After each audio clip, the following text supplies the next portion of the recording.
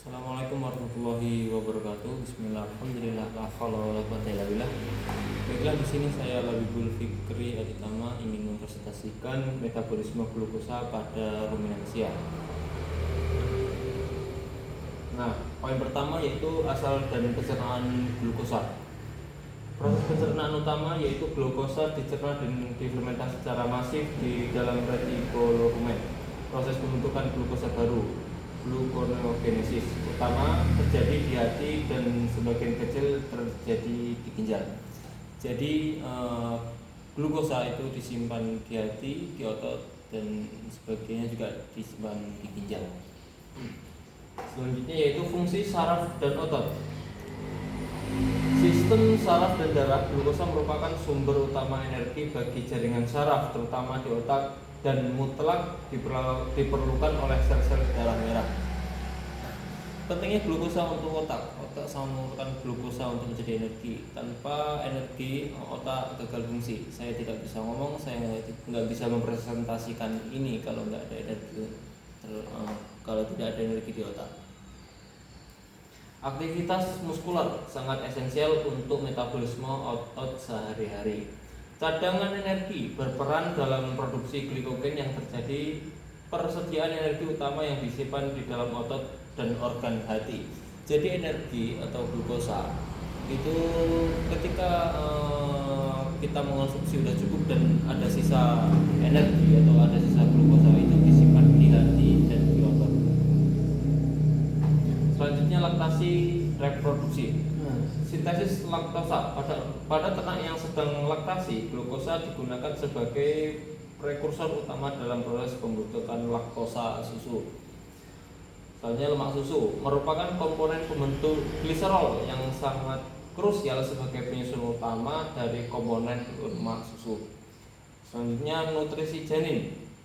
Suplai nutrisi utama untuk perkembangan janin. Kebutuhan glukosa ini meningkat drastis pada masa akhir kebuntingan. Ya, seperti itu. Selanjutnya pembentukan NADPH, oksidasi glukosa. Glukosa mutlak diperlukan untuk pembentukan NADPH yang dihasilkan dari proses oksidasi glukosa melalui jalur pentosa fosfat. Kehadiran NADPH ini memiliki peran yang sangat penting karena merupakan syarat utama dalam proses sintesis asam lemak rantai panjang di dalam tubuh manusia.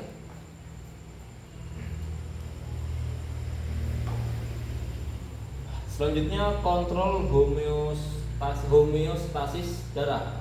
Hormon insulin dan glukosa secara sinergi mengontrol produksi glukosa ruminansia dan menjaga homeostasis keseimbangan glukosa terutama dalam aliran darah. Jadi yang mengontrol glukosa dalam tubuh ternak, bukan tubuh ternak saja, semua tubuh lah, itu adalah insulin yang mengontrol. Di sini disebutkan insulin berfungsi untuk menurunkan kadar glukosa dalam darah saat terjadinya kelebihan.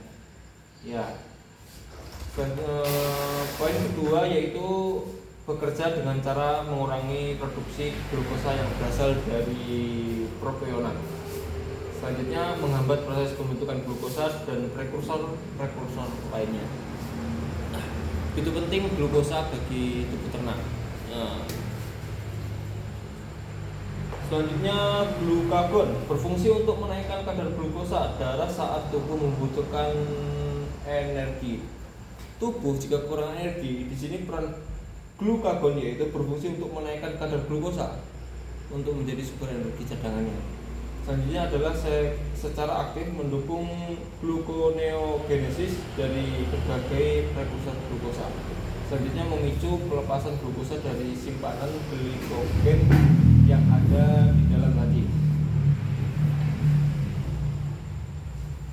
Kesimpulannya, sumber utama dominan dihasilkan via gluconeogenesis di hati dengan asam propionat sebagai penyumbang terbesar 40-60%. Peran vital, sumber energi utama otak, krusial untuk laktasi, pembentukan laktosa dan lemak susu, dan nutrisi esensial bagi perkembangan janin.